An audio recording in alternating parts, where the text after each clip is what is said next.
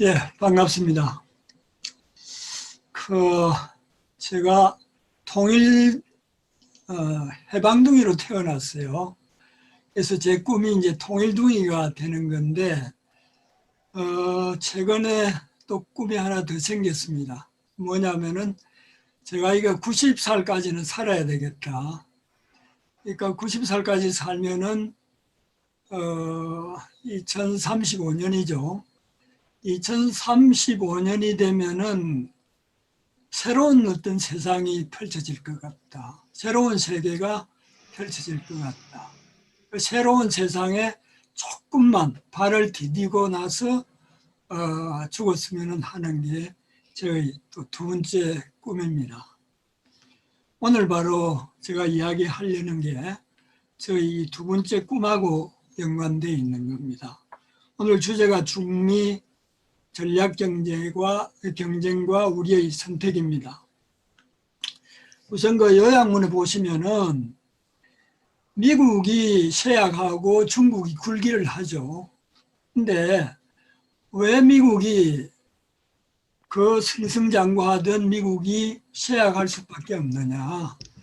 구조적 요인이 있습니다. 그러니까 미국이라는 집이 들리세요? 예, 잘 들립니다. 예, 잘 들립니다. 예, 미국이라는 집이 구조적으로 허물어지는 그런 상태하에 놓여 있습니다. 그 두 가지 큰 요인이 있는데 하나는 신자유주의가 광란으로 쳐들었습니다.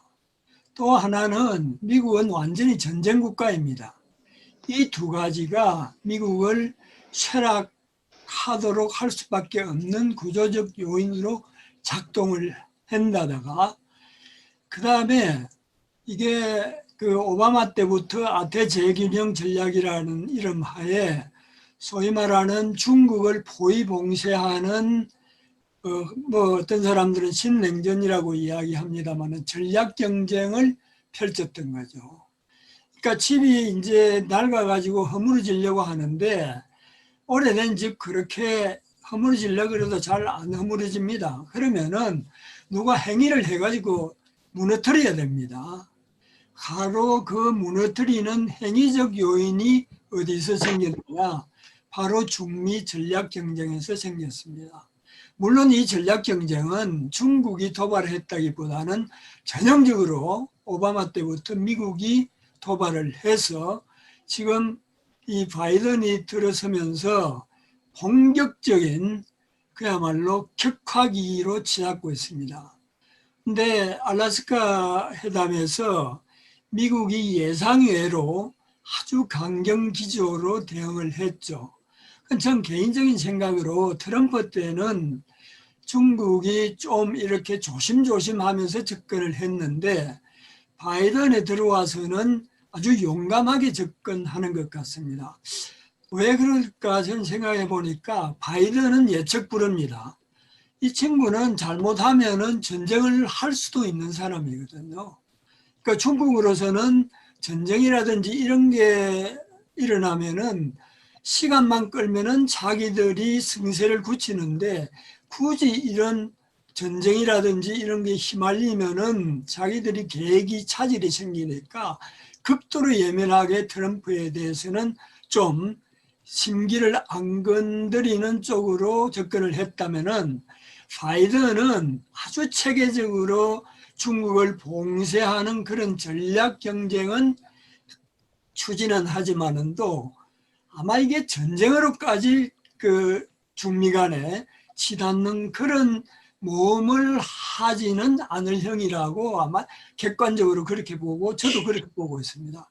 그래서 이 바이든이 본격적인 체계적인 대중 포위 전략 경쟁을 격화시키니까 중국도 거기에 대해서 아주 강경 대응을 나온 거고 특히 그 국무부 장관이라는 친구가 바로 중국이 핵심 이익이라고 생각하고 있는 그 어떤 그 뭡니까 인권, 홍콩의 문제라든지 신장의 문제라든지 대만의 문제라든지 이거는 핵심 이익입니다. 중국은 전쟁을 통해서라도 이것은 절대 양보할 수 없는 핵심 이익을 바로 이게 미국이 쳐나왔기 때문에 그렇게 강경 대응을 한 게 아닌가 이렇게 생각합니다. 어쨌든 두 번째 중미 전략경쟁이 행위적 요인이라면 이걸 또 촉진시킨 게 있습니다. 그게 바로 코로나입니다. 코로나 창궐하기위해서 미국이 정말 형편없는 쇠약한 미국이라는 것이 그대로 드러나고 여기에서 아마 자생력을 회복하는 게 거의 힘들지 않을까 이렇게 저는 보고 있습니다. 자, 이 네 가지 그러니까 신자유주의와 전쟁 국가와 중미 전략 경쟁과 코로나 창궐 이 네 가지가 사중주 합주곡을 울려서 미국이 쇠락할 수밖에 없고 드디어 중국의 이 전략 경쟁에서 밀릴 수밖에 없지 않느냐. 저는 그렇게 보고 있습니다. 그러면은 새로운 세상이 전개가 되겠죠. 새로운 세상이 된다는 것은 저는 이건 인류 역사에서 굉장히 중요한 의미를 가지고 있다고 봅니다. 350년의 제국주의, 자본주의, 제국주의 지배 질서가 무너지고 새로운 세계와 새로운 세상이 등장하는 겁니다. 물론 중국의 경우에는 사회주의를 기본으로 하고 있지만도 자본주의적 시장 경제와 함께 아우러는 그런 혼합 경제 체제를 지향을 하고 있고 그 다음에 중국이나 동양에서의 가치관과 서양에서의 가치관은 전혀 다릅니다.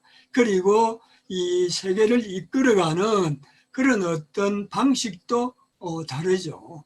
그러면 앞으로 아마 한 2035년 정도 되면은 한 15년 정도 되면은 세상이 바뀌고 세계가 바뀌고 인류 역사가 바뀐다. 그래서 제가 그런 새로운 세상에서 조금만 살았으면 하는 게 제 두 번째 꿈입니다. 자, 이런 이제 전략 경쟁이 격화되면 한반도는 도대체 어떻게 되겠느냐? 이건 뭐 미국이 바이든 정부에 들어와서 분명히 드러났죠. 가장 핵심은 중미 전략 경쟁입니다. 국내적으로는 빈부 격차를 해소하는 거죠. 이번에 아마 1.9조 달러 긴급 구제금융 뭐라 해죠?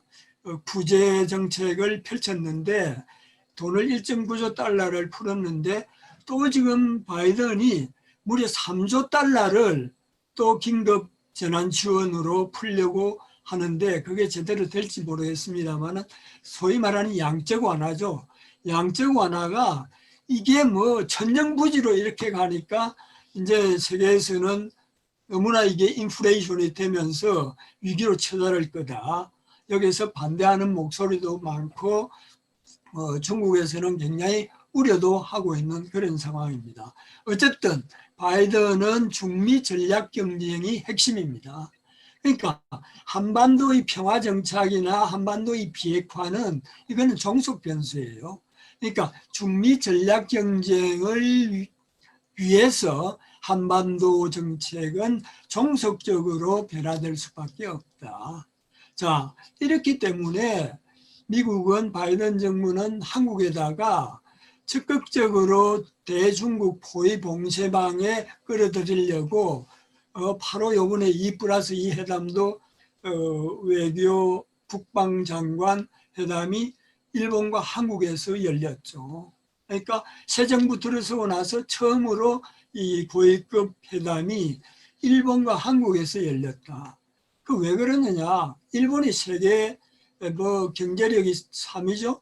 3위에서 그 다음에 군사력이 몇입니까? 5위입니다. 그 다음에 한국이 뭐 경제력이 한 10위 정도는 되죠. 10위 안에 9위 정도 될 수도 있고. 근데 군사력이 6위입니다. 그러니까 미국이 1위죠. 그 다음에 인도가 3위입니다. 그 다음에 일본이 5위입니다. 한국이 6위입니다. 그러니까 1, 4, 5, 6 이게 이제 뭉치겠다 얘기입니다. 그래서 2위가 러시아죠. 3위가 중국입니다. 그러니까 이 3위 중국과 러시아는 동반자 협정으로 맺어서 군사적 유대를 하고, 나머지 이제 1위와 4위, 5위, 6위를 이렇게 묶어가지고 대제기인용 전략이니 다시 인도 태평양 구상이니 쿼드니 이런 거로 이제 그 대결을 하는데 한국을 아주 중요한 파트너로 끌어당기고, 여기에서 끝나는 게 아니라 한국의 이 반도체라든지 배터리라든지 이런 거를 중국하고 연결시키는 거를 차단을 하고 미국에 공장을 짓도록 하고 하는 소위 말하는 탈동조화를 미국이 시도하고 있는 거죠. 이런 것이 핵심이지 한반도 평화정착이나 이 비핵화는 핵심이 아니라는 거죠. 그래서 이런 한미일 군사동맹을 강화한다든지 쿼드 가입을 강제하기 위해서 북한 위협론 조장이라든지 한반도 긴장 고조라든지 전쟁 위기 조장이라든지 이런 것을 조성할 우려가 굉장히 높다. 그래서 이런 마당에 우리는 어떻게 해야 되겠느냐. 우리는 뭐 뻔한 이야기죠. 문재인 정부가 얼마 남지 않았잖아요. 자, 1년 정도밖에 안 남았는데 이제는 탈미, 통북 이런 터전을 닦는 걸 마지막 임무로 아마 삼아야 된다. 그리고 자기 아마 이재명 정권이 들어설 가능성이 높은데 그때는 탈미, 통북을 본격화해야 된다. 그런데 이게 정권만이 할 수 있는 건 아니죠. 이게 정권이 그런 과감한 정책을 밀고 나가기 위해서는 민중 시민 사회가 이게 발판을 만들어 줘야 된다는 거죠.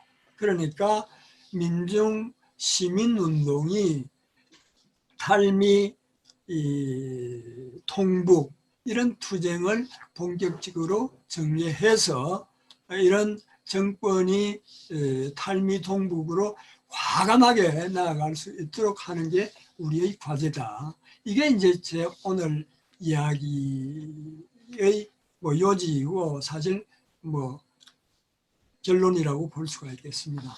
그러면 좀 더 이제 세부적으로 들어가서 살펴보도록 하죠.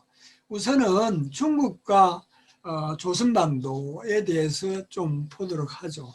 사실 이게 우리가 원튼 원하지 않든 중국과 한반도는 아주 여러 가지 측면에서 직결되어 있습니다. 조금만 거슬러 보면은 이게 원나라가 망하고 명나라가 새로 들어설 때 이게 조선반도에서는 무슨 일이 있었습니까? 고려가 망하고 조선이 들어섰죠. 그 다음에 이게 그 명나라가 또 망하고 청나라가 들어서는 시점에서 조선은 어떤 일이 있었습니까? 병자호란이 있었죠.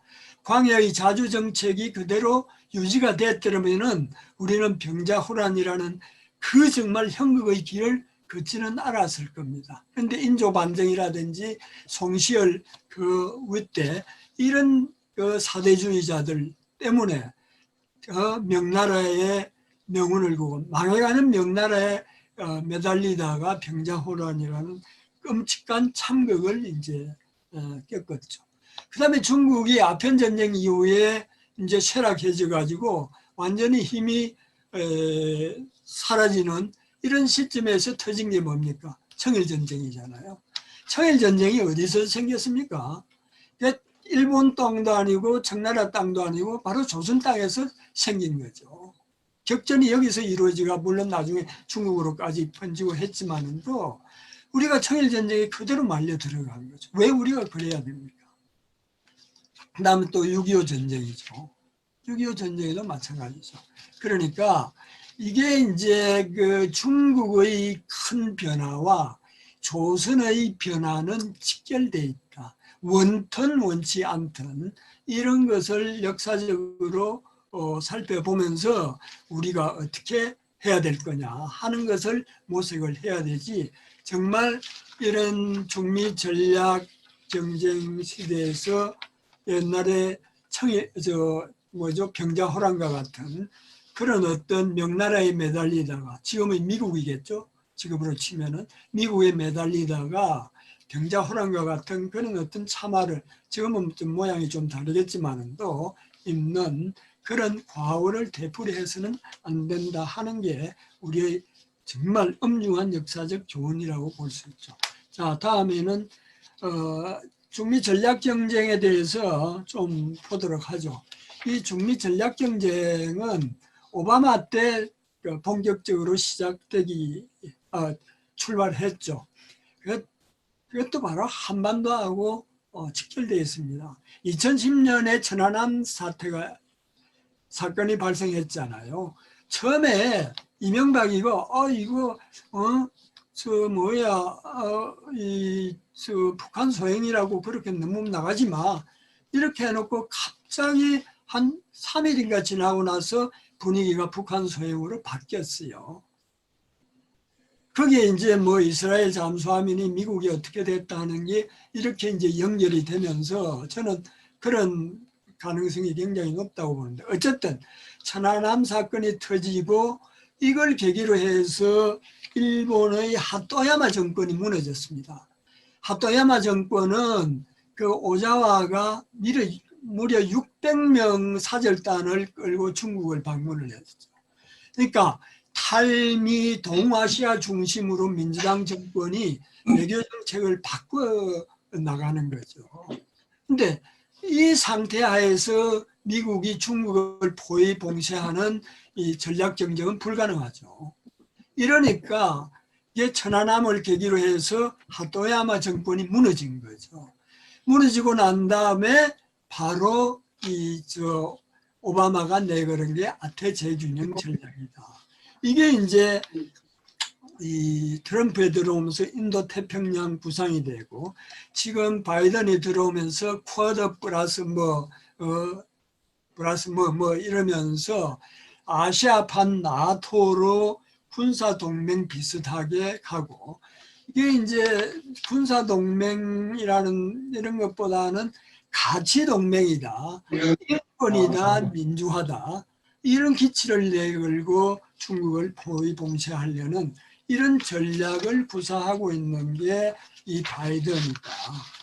그 다음에 참고로 신냉전, 신냉전이란 말을 많이 쓰는데 저는 신냉전이라는 개념은 좀 잘 못됐다고 생각합니다. 왜냐하면은 지금은 신냉전이 아닙니다. 냉전이라는 건 소련의 사회주의와 미국의 자본주의가 이념적 적대 때문에 거의 완전히 단절입니다.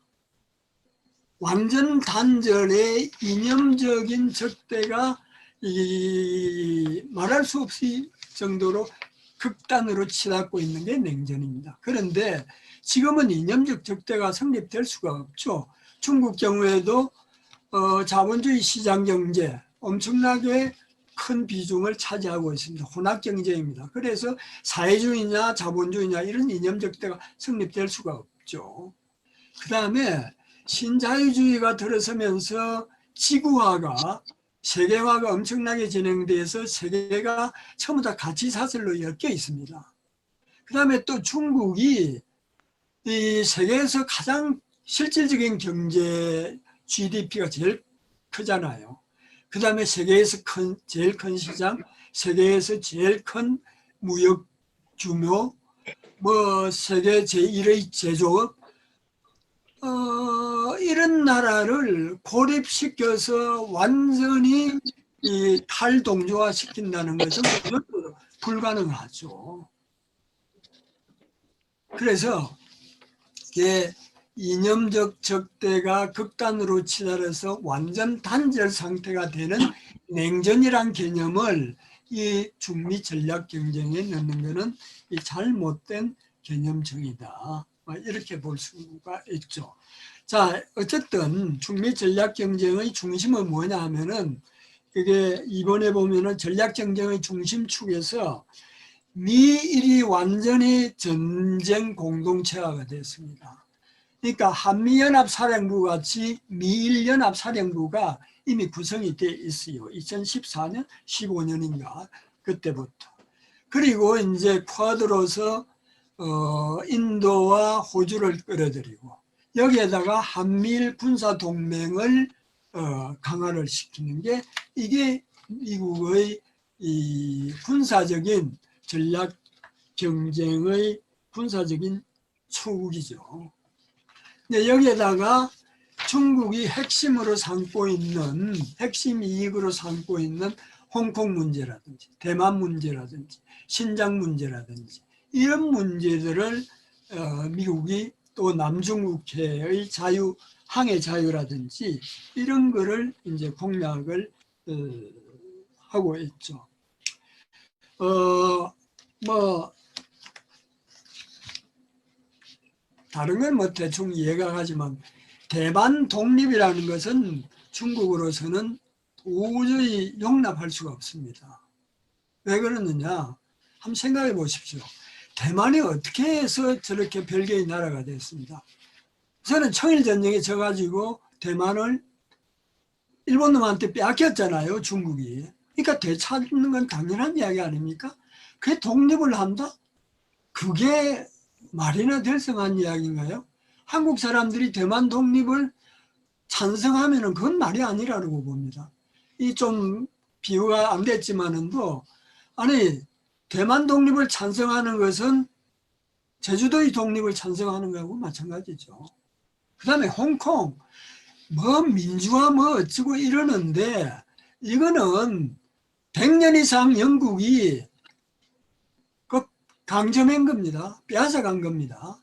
그걸 돌려봤는데 이게 홍콩의 민주화 그러면서 공산당 타도 그 다음에 독재, 독립 이렇게 내걸고 있죠. 홍콩의 정체성 그러는데 이거 정말 이 역사를 완전히 뭐예요? 뒤집는 거죠. 그리고 이게 대만, 홍콩을 반납을 할 때 이게 영국과 중국 간에 맺은 협약이 있습니다. 그 협약에 의하면은 외교와 안보는 중국의 중앙 집권 국가의 그 관할하에 둔다. 그런 관할하에서 자치를 인정한다. 이것이 협약입니다. 그런데 지금 영국이나 미국이나 서방에서는 이거는 이 협약에 대해서는 전혀 언급을 하지 않고 그저 전부 다 민주화하고 그 다음에 뭐죠? 독립, 뭐 공산당 타도 이런 것도 자유다, 인권이다 이러면서 옹호를 하니까 중국으로서는 용납이 되지 않는 거고 역사를 아는 저로서는 그게 전혀 용납이 되지 않는다고 봅니다. 뭐 신장의 경우도 물론 이 테러라든지 이런 게 있기 때문에 탄압은 굉장히 많이 하는 걸로 알고 있어요. 그렇지만도 종족 절멸이라든지 이거 웃기는 이야기죠. 중국은 55개 소수민족이 있잖아요. 그러니까 중국의 55개 소수민족의 자치권이라 할까 이 소수민족 지원 정책 이런 게 미국에 있나요? 전혀 없죠. 그러니까 이 신장의 위구르족을 인종 절멸이다. 미국이야 인디안 리저베이션 해가지고 인디안 전부 다 이 매독 같은 거 걸리게 해가지고 죽이는 그런 걸 노골적으로 하고 학살을 하고 호주도 역시 원주민을 그렇게 했죠. 중국은 소수민족 우대 정책을 냈고 단지 위구르 같은 경우에는 그런 테러와의 관련이 있기 때문에 탄압을 하는데 이걸 인종절멸로 보는 것은 그건 전혀 서양식의 왜곡이다 이렇게 볼 수가 있겠습니다. 어쨌든 이런 것과 더불어서 트럼프가 중국에 대해서 이게 무역, 기술, 무슨 전략 전쟁 이런 거를 펼쳤죠. 쭉 그 보시면은 이 기술 전쟁에 대해서 6번이죠. 6번에 기술 전쟁에 대해서 작년 4월 달 그 월스트리트 저널 4월 13일자에 중국과 미국을 이렇게 비교를 해놓은 게 있습니다. 그때 보면은 5제너레이션 이동통신은 뭐 중국이 좀 앞섰다. 그 다음에 인공지능의 경우에는 미국이 앞섰다. 양자 컴퓨터는 뭐 미국이 앞섰다. 반도체도 미국이 앞섰다. 자율주행도 중국이 그 대체로 그 뭐죠? 적용은 잘 하는데 뭐 미국이 앞섰다 그러는데 지금 한 1년이 지난 이 시점에서 보면은 이게 1년 전하고도 엄청나게 차이가 납니다. 자, 그 6-2번을 한번 보시면은 중국의 과학기술 혁신 현황이 어느 정도냐 하면은 중국, 그러니까 세계 특허 순위가 중국이 1등입니다. 아마 2년인가 3년 연속 1위를 한 걸로 알고 있습니다. 그 다음에 기업별로 보면은 하웨이가 5,464건으로 이게 4년 연속 1위입니다. 그 다음에 두 번째 보면은 그 G장이라는 이게 양자 컴퓨터예요. 양자 컴퓨터 앞에 보면은 미국이 앞섰다고 했는데 작년 9월 달인가 중국이 G장 컴퓨터를 이게 완전히 뭐 개발을 한 건 아닙니다만은 미국의 구글에서 양자 컴퓨터 그 뭐 시카모어보다도 100억 배 속도가 빠르답니다. 그러니까 슈퍼컴으로 1만 년 연산하는 것을 구글 컴퓨터가 200초 만에 이걸 연산을 했는데 중국의 G장 양자 컴퓨터는 구글의 100억 배 속도라는 겁니다. 근데 이게 굉장히 무서운 게요. 이 정도의 속도 같으면은 모든 암호라든지 비밀이라든지 이런 거 넣으면 그대로 뚫리는 겁니다. 그러니까 이게 사이버 전쟁이라든지 이런데 이게 양자 컴퓨터의 역할이라는 게 엄청난 거죠. 그러니까 뭐 핵전쟁이나 이런 거 할 필요도 없는 거죠. 이 양자 컴퓨터를 개발을 하면은 그야말로 이걸 통해서 완전히 상대방을 무력화시킬 수 있는 그런 아마 원천 기술이 양자 컴퓨터인데 이게 미국을 능가했죠. 그 다음에 바이두라든지 하웨이 뭐 5제너레이션 같은 거, 그 다음에 뭐 드론이라든지 이런 거 보면은 물론 이제 반도체는 아직까지 중국이 뭐 못 따라오지만은도 다른 부분에서는 오히려 기술 전쟁에서 특히 AI 같은 것 적용은 엄청나게 앞서고 있다. 또 하나 주목해야 되는 거는 아마 동계올림픽에 가시면은 디지털 위안화를 쓰게 될 겁니다.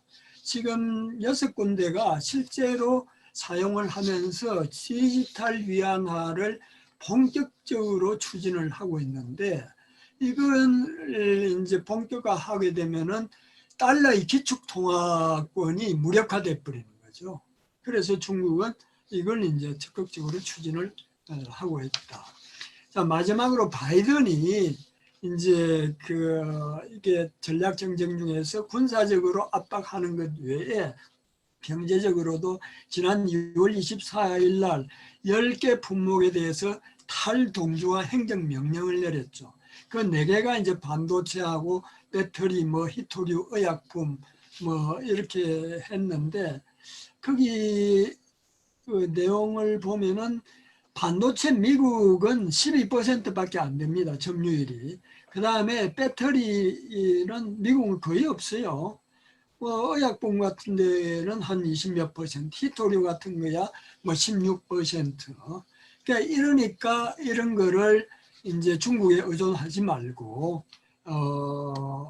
미국이 이제 자체 공장을 만든다든지 그 다음에 한국이라든지 대만이라든지 끌어들여 가지고 중국과 완전히 탈종조화를 시키라 이런 행정명령을 내렸는데 이게 명령을 내린다고 해가지고 과연 이렇게 될 수 있느냐 아까도 말씀드렸지만 미국이 반도체 점유율이 겨우 12%고 배터리는 거의 제로 상태이고 뭐 이랬는데 어떻게 이거를 완전히 중국하고 손을 끊느냐 이런 거죠. 그래서 탈동조화라는 게 경제적인 탈동조화죠. 이런 것이 생각처럼 그렇게 쉽지 않다. 그 다음에 이제 그 전략경제는 이 정도로 보고 미국의 세력에 대해서는 첫 번째가 신자유주의라고 그랬죠. 구조적으로 신자유주의를 채택했기 때문에 이렇게 됐다는. 신자유주의는 80년대 대처 레거니즘에서 출발했습니다. 그런데 사회주의가 망하고 나니까 이게 이제 워싱턴 컨센서스하고 결합이 돼가지고 완전히 세계로 뻗쳐나간 게 이게 이제 신자유주의죠. 신자유주의는 시장 만능주의입니다. 시장 만능 자유 경쟁하면은 제일 힘센 놈이 이기는 거 아니에요? 자유 경쟁 말이 자유 경쟁이지 제일 힘센 사람이 언제든지 이기는 게 양육강식, 양육강식인가요? 그 다음에 적자생존, 전형적인 게 바로 시장 만능주의입니다. 이렇게 돼 보니까 빈부격차가 엄청나게 격화가 되고 그 다음에 이 미국 같은 선진국이 산업이 공동화돼 버리는 거예요. 그 다음에 자본주의가 완전히 금융자본주의가 돼 버리고 그 다음에 국가 역량이 완전히 축소가 돼서 국가 통치 역량이 아주 저하가 되고 그러다 보니까 공공성이 실종이 되고 그러다 보니까 뭐 어떻게 됐나요? 코로나 있으니까 아주 무방비 상태가 돼버리고 또 세계화돼서 가치사슬이 이렇게 되고 그래야 되니까 결국은 실물 경제가 바닥을 치버린 거죠. 이러니까 미국의 GDP의 소비나 서비스업이 대중을 이룹니다. 중국은 제조업이 대중을 이룹니다. 실물 경제가 비교가 안 되니까 결국은 이게 이제 건전성이라는 면에서 아주 형편없는 상태로 전락이 됐다. 이렇게 이제 볼 수가 있죠. 이 신자유주의에다가 또 하나의 구조적 요인은 이게 전쟁 국가화잖아요. 그러니까 지미 카터 대통령이 트럼프한테 뭐 2019년 4월인가 전화상으로 한 이야기가 트럼프가 아이 큰일 났다. 중국이 우리를 앞지르려 그런다. 이거 어떻게 해야 되느냐. 그러니까 카터가 하는 이야기야. 중국 봐라. 79년 이후에 전쟁에 돈 한 푼 쓴 게 있느냐. 근데 미국은 뭐 했느냐. 3조 달러를 이라크나 아프가니스탄 전쟁에 쏘아붓었다. 그 사이에 중국은 고속철도 놓고 뭐 이렇게 해가지고 중국이 앞서는 거 당연하다. 그런데 미국은 어떻느냐. 미국 242년 역사 중에서 16년을 전쟁을 안 하고 나머지는 전쟁을 다 했다. 같은 말로 역사적으로 가장 호전적인 국가가 미국이다. 이러니까 뭐 망할 수밖에 없지 않느냐 하는 게 카터 전 대통령의 이야기입니다. 그리고 실제로 지금 현재 대체로 보면 7,500억 달러예요. 군사비가. 근데 예산이 한 4.8조 달러, 5조 달러 되는데 예산의 무려 한 15.25%. 그 큰 예산의 15%를 군사비에 쓰는 나라. 그리고 세계에서 제일 전쟁을 많이 하는 나라. GDP에 무려 3.5%를 쓰고 있어요. 우리 같은 경우에 2.6%라는데 이게 미국이 2.9%를 써라. 이렇게 해가지고 문재인 대통령이 내년까지 2.9%로 올리겠다. 실제로 엄청나게 올리고 있어요. 그러니까 전쟁 국가로 해가지고 이게 사람 죽이는데 돈을 많이 쓴다. 이러면 망해야죠. 망할 수밖에 없는 구도가 되었다. 그 다음 세 번째 이제 그 촉진 요인이죠. 이 촉진 요인이 바로 코로나입니다. 코로나의 그 제일 첫 번째 이제 보면은 세계 보건 안전 지수라는 게 있어요. 이게 2019년에 미국과 영국 학자들이 모여가지고 만들었는데 거기에 1등이 누가 했느냐? 미국이 2등이 영국이었어요. 한국이 9등이고 중국이 51인가 그렇게 했습니다. 그랬는데 세계 보건안전지수가 1등이라는 미국이 어떻게 됐습니까? 지금 보면은 3천만이 확진이 됐죠. 무려 55만인가요? 55만이 죽었어요. 근데 중국의 경우에는 인구 14억 가까이 되는데 지금 10만 명 정도 걸렸죠. 5천 명 이하가 죽었습니다. 미국이 보니까 10만 명당 1597명이 죽었더라고요. 코로나 때문에. 중국은 3.7명입니다. 그러니까 세계 1, 2라는 보건안전지수 1위인 미국이 세계 최악인 거예요. 그 다음에 51위인 중국이 세계에서 제일 성공적인 방역을 실시했죠. 이러니까 이놈의 세계 보건안전지수라는 지표 이거 수능터리로 만드는 거죠. 그러니까 기준이라든지 이런 것들이 얼마나 엉터리냐라는 거죠. 자, 그래서 참 이게 민주화, 인권이니 선진의 표준이 어디입니까? 미국, 영국이죠. 근데 코로나를 보니까 이게 표준이 어디에서 제일 뒤떨어진다는 거죠. 그러니까 인권 이야기 하는데 정말 인권 제대로 우리가 좀 고민을 해봐야 됩니다. 이 인권이라는 뭐냐? 인간으로서 존엄성을 가지고 살아갈 수 있는 조건을 부여받을 권리입니다. 그럼 인간이 인간으로서 존엄성을 갖고 살아가는데 제일 중요한 게 뭐냐? 동서고금을 막론하고 제일 중요한 게 목숨입니다. 생명권입니다. 이게 생명은 왜 침해당하느냐? 이게 전쟁에 의해서 평화생명권이 날아가는 겁니다. 그 다음에 코로나 같은 건 들어오면은 건강, 의료보험 이런 게 없어가지고 건강생명권이 날아갑니다. 그 다음에 이게 사회 안전보장이 안 되면은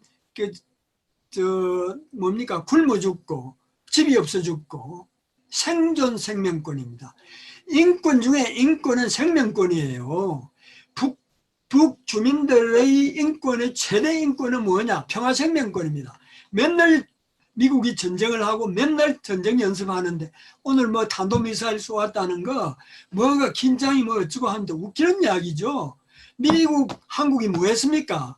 지금 뭐 하고 있습니까? 한미연합 전쟁 연습하고 있잖아요. 근데 북이 탄도미사일 쏘하는 거 맞대응 아니에요? 왜 전쟁 연습은 문제 안 삼고 북 탄도미사일은 왜 긴장 고조라고 이렇게 보느냐 이거죠. 그러니까 인권, 그 다음에 민주화 이야기하지만도 민주화 한번 생각해 보십시오. 민주화의 본 뜻은 뭡니까? 민중이, 인민이 주인이 되고 주체화가 되고 통제력을 발휘하는 거 아닙니까? 이게 민주화입니다. 미국 한번 보십시오. 과연 그런가요? 샌더스가 이야기하는 게 미국 부자 3명이 미국 하위 소득자 50%의 50%보다도 부를 많이 가지고 있대요. 세 사람이 미국 하위 50% 그게 얼마가 되는지 모르겠지만도 뭐 한 1억 5천 정도 되나요? 1억 5천의 부부담도 더 많이 가지고 있는 이런 사회에서 어떻게 민의 통제력이나 민의 주체화가 가능하겠어요? 전혀 불가능하죠. 그리고 여기 뭐 나와 있습니다만 제가 한겨레 신문에 쓴 거 미국의 제도적 반민주성 같은 거 꼭 한번 보십시오. 얼마나 엉터리 민주주의인지 제도적으로. 그래서 지금 이 바이든이 중국에 공략할 그 근거가 제대로 없으니까 인권, 민주 이런 가치 전쟁, 가치 경쟁을 이제 벌이는 모양인데 이제는 민주와 인권에 대해서도 좀 더 다른 각도에서 제 개념을 설정하고 재정의를 할 필요가 재접근을 해야 되고 그게 바로 중미 전략 경쟁에서도 그대로 적용이 된다 이런 말씀을 드리고 싶습니다. 뭐 시간이 다 됐죠? 지금 어떻게 되죠? 시간이?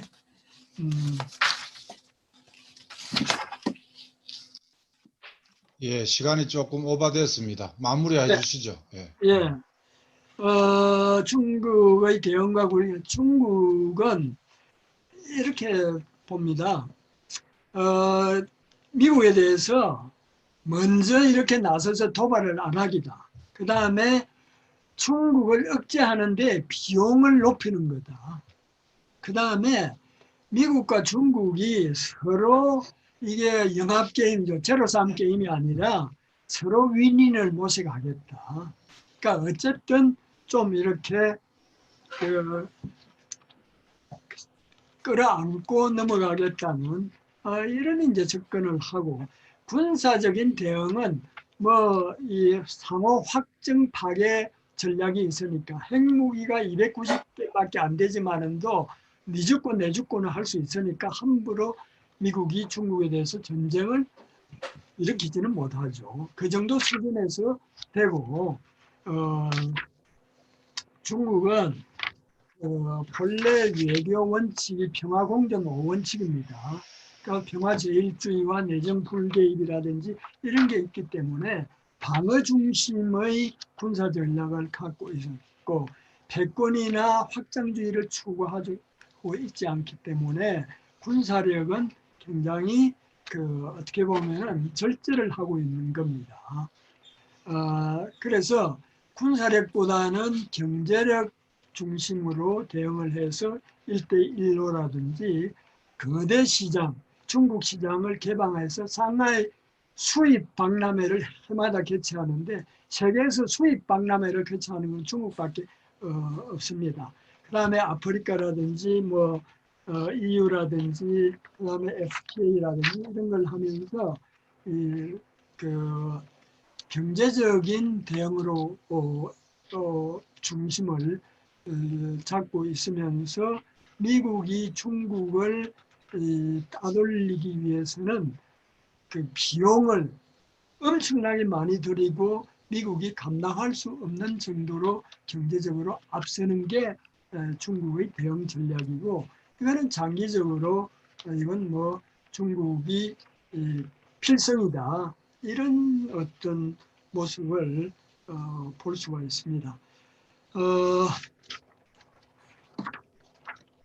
마지막으로 이런 이제 앞으로 한 15년이나 20년 이렇게 되면은 세상이 바뀔 텐데 이거는 정말 인류 역사에 있어서 새로운 세상, 새로운 세계, 새로운 가치관이 등장하는 새 사회상이 열리는 거다. 이런 의미에서 자본주의가 지배해왔던 비록 생산력은 높였지만도 전쟁과 학살과 만행의 역사에 종지부를 찍는다는 그 자체가 엄청난 역사의 진보가 아닌가. 여기서 한반도는 자칫 잘못하면은 전쟁 위기 속에 빠져서 제2의 청일전쟁이나 제2의 6.25나 이런 거를 맞을 수도 있으니까 정말 우리가 광해의 자주정책이라든지 이런 걸 지향하면서 탈미 통부의 방향으로 우리의 중심을 확고히 설립해야 되는 게 우리의 과제이다. 이렇게 이야기하면서 저 이야기를 끝내도록 하겠습니다. 수고하셨습니다. 네. 강정우 선생님 말씀의 핵심 요지는 탈미 통북입니다. 탈미 통북. 자, 지금 강정우 선생님 강의를 마쳤고요. 지금부터는 질의응답 또는 자기 의견 시간을 갖도록 하겠습니다. 지금 쭉 여기에 이런 질문이 있네요. 강정우 선생님이 힘있는 목소리로 국제관계 짚어주시니 정신이 확 드네요. 고맙습니다. 질문, 북한 주민 인권은 좀 좋아졌습니까? 이렇게 질문을 해주셨고요. 한미 합동 군사연습 멈춰야 합니다. 한국은 언제까지 주체성을 잃고 미국 눈치만 봐야 하는지 그 질문을 메모를 해주시고요. 교수님.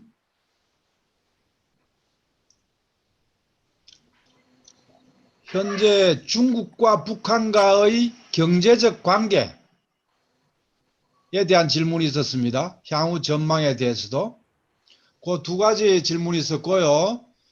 그리고 메모장에 기록을 남기지 못하신 분 중에 직접 전화하실 분 지금 손을 좀 들어주실랍니까? 질문하실 분. 그럼 그 두 가지 먼저 답변을 듣고 질문을 다시 받을까요? 교수님 답변해 주십시오. 예. 그 북주민의 인권 상황이 뭐 어떻게 됐느냐. 사실 그 인권을 이야기할 때 아까 제가 말씀을 드렸습니다마는 생명권이라는 이야기를 들었죠. 근데 이 이야기는 별로 사람들이 이야기를 안 해요. 국제인권규약은 이게 두 가지 큰 범주를 잡고 있습니다. 하나는 이 그 사회, 경제, 문화권 이래가지고 생존권이죠. 먹고 입고 뭐 자고 하는 생존할 수 있는 조건을 부여받을 권리. 이게 사회, 경제권이라고 그러고 하나는 자유시민권이라고 그럽니다. 무슨 종교의 자유가 있어야 되고 집회의 자유가 있어야 되고 이런 이제 두 가지로 나누는데 북의 경우에 자유시민권은 상당히 제약이 있을 수밖에 없죠. 근데 북의 입장에서 생각을 해봐야 되는 거죠. 북의 입장에서 인권 중에서 가장 침해당할 우려가 많은 게 뭡니까? 평화생명권이잖아요.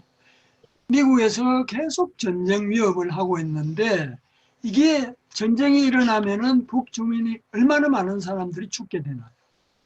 그러니까 이 평화생명권을 위해서는 자유시민권이라는 게 어느 정도 제약을 받아도 이것은 불가피한 거다.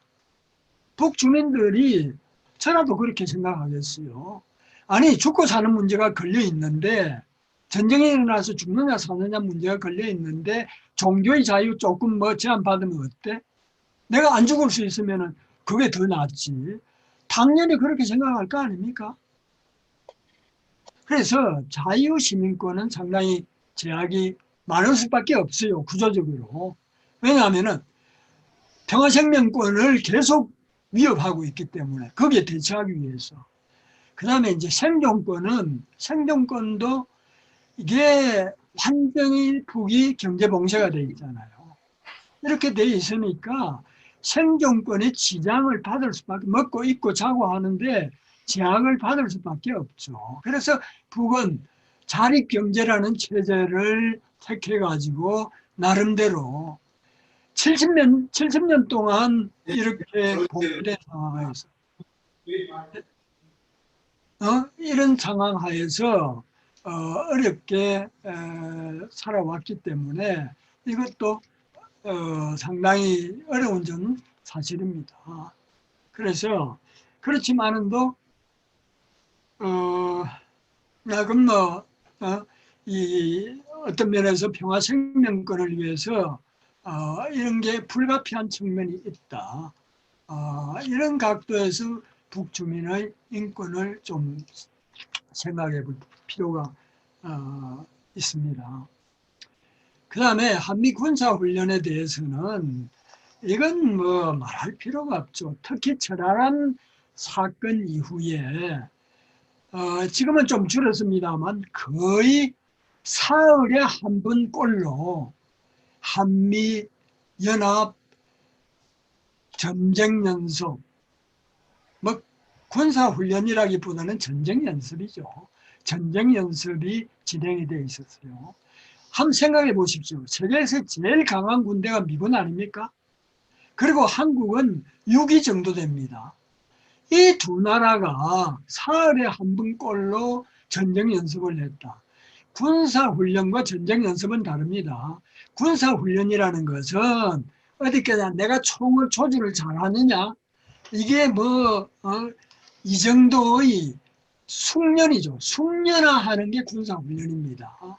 이건 아무것도 아니고 전쟁 연습은 적을 상정을 해놓고 적의 기지를 상정을 해놓고 적의 무기체계라든지 우리의 무기체계라든지 이런 거를 비교를 해서 적이 이렇게 갔을 때는 우리가 이렇게 공격을 하고 적 지휘부를 어떻게 타격을 하고 하는 이 전쟁 시나리오를 갖고 하는 실제 전쟁 연습입니다. 이 지금 한반도에서 하고 있는 게 미국 놈들하고 하고 있는 게 거의 전쟁 연습이에요. 그러면서 맨날 방어훈련이니 무슨 평화 어찌고 이런 이야기 하죠. 이건 완전히 사기입니다. 그러니까 지금 북이 탄도미사일 쏘았다는 것도 미국은 북을 적으로 삼아가지고 전쟁 연습을 지금 트럼프 때 안 하고 있던 거를 지금 하고 있으니까 북이 그렇게 반응하는 거 북의 입장에서는 어떻게 보면은 자기들은 당연하게 생각할 거예요. 남쪽에서는 안 그럴지 몰라도 그게 과연 공정한 눈으로 보는 거냐? 그거 한번 생각해 봐야죠. 예, 선생님, 그 질문 중에 네. 북한과 중국의 경제 관계에 대한 질문이 있었고요. 예. 또 하나는 아주 재미난 질문이 있었어요. 예. 중미 전략 경쟁을 하면은 예. 그동안의 유엔 제재에 중국도 동참해가지고 북을 압박하지 않았습니까? 그랬는데 전략 경쟁을 하면은 중국이 북을 덜 제재를 하면서 북 경제 형편이 좀 나아지도록 도울 수 있는지 그 질문이 있었습니다. 예. 그 아주 시의적절한 질문인데요. 우선은 중국과 북의 경우에는 북의 무역의 90%가 중국입니다. 절대적입니다. 그리고 무역에 안 잡히는 그런 어떤 식량 지원이라든지 연료 지원이라든지 이런 것들이 사실은 계속 해왔죠. 근데 유엔 제재에 중국이 동참한 거, 중국도 이런 건 있어요. 북의 핵무기를 가진 것을 중국은 계속 반대해 왔어요. 그러니까 중국의 입장에서는 한반도의 핵 때문에 무슨 일이 터지는 거, 어쨌든 이걸 막는 것이 중국의 이익에 결정적이다 이렇게 보고 있는 거죠. 중국은 어떤 상태든지 간에 지금 이 상태로 앞으로 한 20년 정도 가면은 중국이 전략 경쟁에서 완전히 승기를 잡고 굳힌다 이렇게 보고 있어요.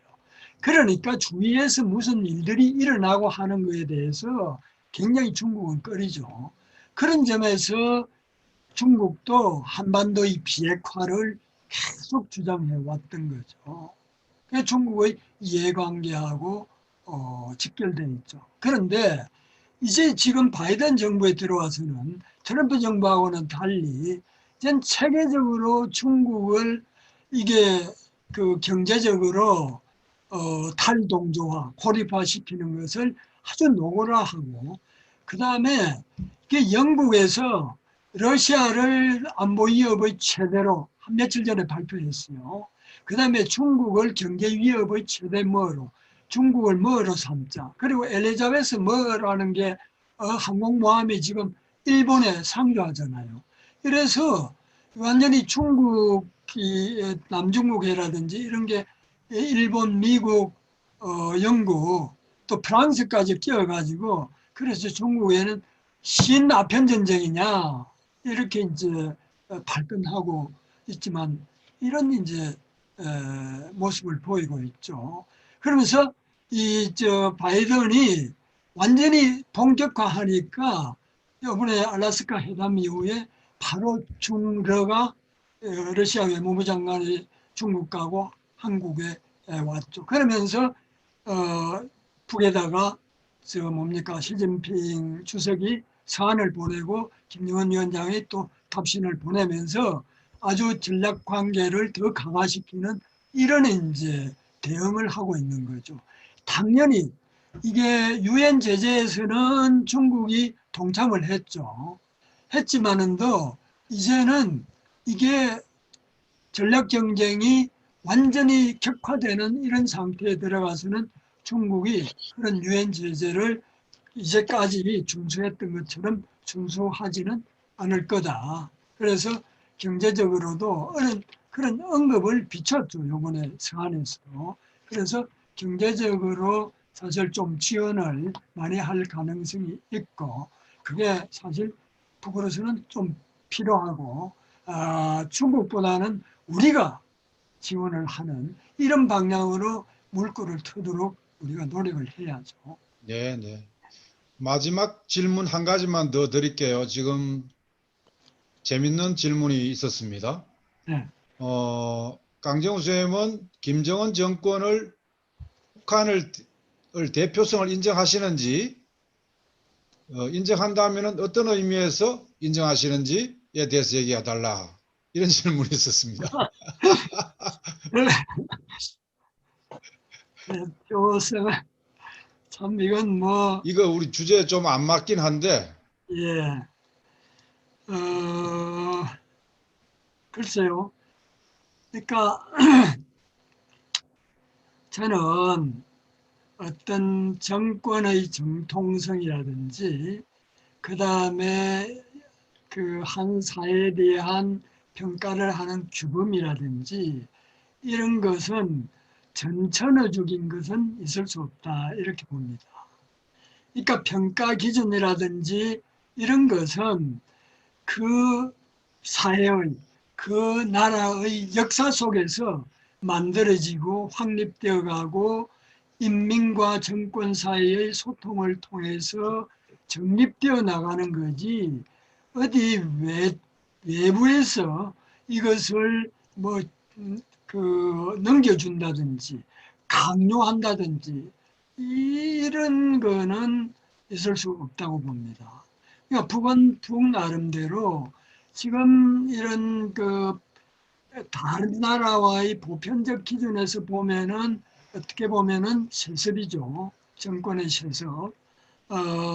여기에 대해서 과연 정통성이 있느냐 이런 이제 의문을 제기를 할 수도 있는데 그렇다 하더라도 북으로서는 이런 어떤 평화생명권이 항상 위기에 처해 있는 그런 상태 하에서 이 북이 정권을 이끌어가기 위해서 나름대로의 여러 가지 어떤 고민이나 이 방안에 대해서 고뇌를 하다가 아마 선택한 이런 거기 때문에 여기에 대해서 완전히 외부에서 그거를 이렇다 저렇다 평가하는 거는 상당히 무리가 있지 않느냐 이렇게 봐야 되고 그렇다 네, 네. 하더라도 북이 이제 이런 위기에서 미국의 전쟁 위협이라든지 이런 것이 이제 단절이 되고 비석대화가 됐을 경우에 앞으로 북이 어떻게 가야 될 거냐 하는 것은 보다 어떤 보편적인 규범이나 여기에 좀 맞추는 조절이 필요한 것은 뭐 사실이라고 봐야 되겠죠. 굉장히 이게 복잡한 문제. 네, 네, 네. 뭐 조금 거기에 대한 토론은 상당한 시간을 여유를 예, 가지고 하는 주제를 했습니다. 또 예, 하나 질문이 있긴 한데, 예, 이 질문은 이제 개성공단 하나도 열기가 어려운 판에 탈미를 한다고 할 때 현재 미국이 예, 대남 제재를 한다 이거예요. 대남 제재. 예, 제가 이제 그 경제연구단체에 물어봤더니 대북 제재 같이 대남 제재를 하면 어떻게 되냐 물어봤더니 IMF의 500배다. 이렇게 얘기할 정도인데 이럴수록 이제 대북 관계, 대중국, 러시아 관계 이런 부분을 동시에 이제 열무로써 보완 대체 수단을 강구하면서 해야 되겠죠. 제가 이렇게 답변함으로써 짧게 정리를 하고 2부에 더 중요한 지금 프로그램이 기다리고 있어요. 예. 그런데 예, 미국이 말이죠. 어, 그렇게 한국에 대해서 제재를 뭐 IMF 10배 이런 제재를 할 수 있다. 너무 미국을 만능주의로 보는 거 아닌가요? 저는 미국이 그렇게 할 수 없다고 봅니다. 한국의 경제력이라든지 그 다음에 군사력이나 이런 것들이 물론 작전권도 없는 이런 문제점이 있지만은도 이 방향 선회를 했을 때 미국으로서도 어떤 치명적인 타격을 입을 수밖에 없는 거죠. 정말 미국이 그렇게 나왔을 경우에 우리가 중국과 밀착이 됐을 경우에 미국은 어떻게 되겠느냐. 이런 점까지도 그러니까 우리 시민 그 민중 진영에서는 이런 이야기를 왜 중국하고 밀착하면 왜 나빠? 아니, 미국 놈들하고 대항하지 뭐. 이런 분위기를 띄우는 거 이런 것이 미국의 오만을 좀 이렇게 완화시킬 수 있는 하나의 길인 것도 이제 틀림없고 좀 자신감을 가지고 네.